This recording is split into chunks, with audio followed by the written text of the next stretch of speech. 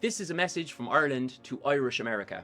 Many Americans are descended from the famine Irish, their ancestors emigrating during the Great Famine of 1845 to 1852, which resulted in 1 million deaths and as many as 2 million emigrating. But the word famine masks a tragic paradox, because this was not some unfortunate natural disaster. In the face of widespread starvation, large quantities of food were exported from this island to Britain, Ireland's colonial ruler at the time. At the height of the famine, food shipments were even accompanied by armed guards. For many, it was coffin ships to the US or a slow death at home.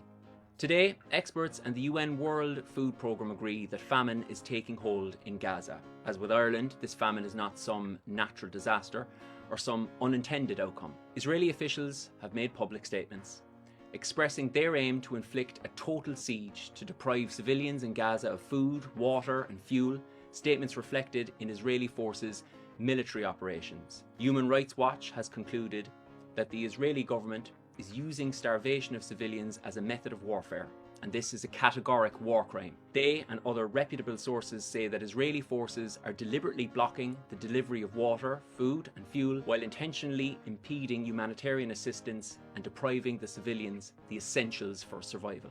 Vast areas of agricultural land, including orchards, greenhouses and farmland, have also been razed by Israeli forces. It is the fastest descent from relative food security to mass starvation ever recorded by UN agencies anywhere in the world. So let's be clear. This is 2024 and the famine in Gaza is an intentional war crime against a trapped population. Unlike the Irish, they don't even have the luxury of a coffin ship.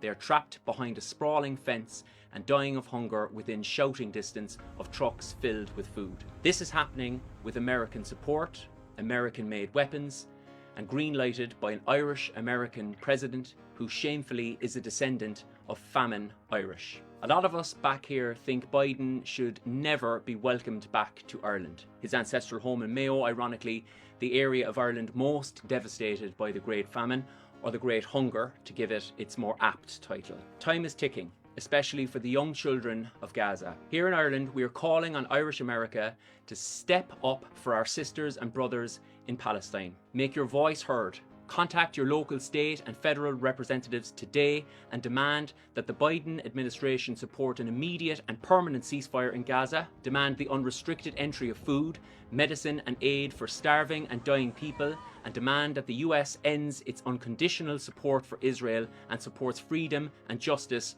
for the Palestinian people. Because if you're Irish American and you're not standing up for Palestine right now, you may want to take another look at your history.